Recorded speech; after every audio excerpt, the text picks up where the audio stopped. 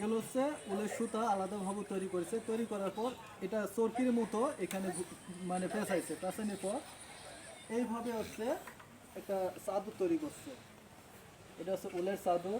আর আপনাদের ব্যবসায় কি এই এই চাদর তৈরি করা না অন্য কিছু আছে? আচ্ছা হাসি পরে ওটা বাদ। শুধু আপনাদের ব্যবসায় কি এই চাদর তৈরি করা? হ্যাঁ, একটু কথা বলেন তো, কথা বললে জিনিসটা ভালো হবে। আর ওই সাইডে যান না, এই চাদর জানেন না? আচ্ছা, এইগুলো একটা চাদর কত করে বিক্রি করে? 500 টাকা। এই যে চাদর বিভিন্ন কালার আছে। মূলত আপনাদের এই চাদর বা বিভিন্ন ধরনের জিনিসগুলো তৈরি করে নাকি?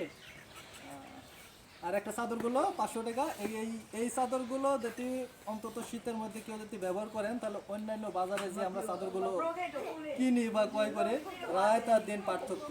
এটা যদি একটা ব্যবহার করে তাহলে আর অন্য কোনো কিন্তু পোশাক আপনার শীতের সময় পরা লাগবে না, একটা চাদরই যথেষ্ট। যারা হচ্ছে কুয়াকাটাতে আসবেন, এই তাঁতপল্লীতে আসি বিভিন্ন ধরনের চাদর আছে। এই উলের চাদরগুলো এটা এগুলো আপনি কিনবেন। এগুলোর চাদর আছে, মাফলার আছে, শাড়ি আছে, থ্রি পিসগুলো আছে। এগুলো খুব সুন্দরভাবে আপনারা কিনে নিয়ে যাবেন। তাহলে এলাকায় যায় আপনার বন্ধু বান্ধব ফ্যামিলি দেখবেন যে অনেক চয়েস করবে। সবাই ভালো থাকেন, আর এখানে আসলে এই জিনিসগুলো কিনবেন। আল্লাহ হাফেজ।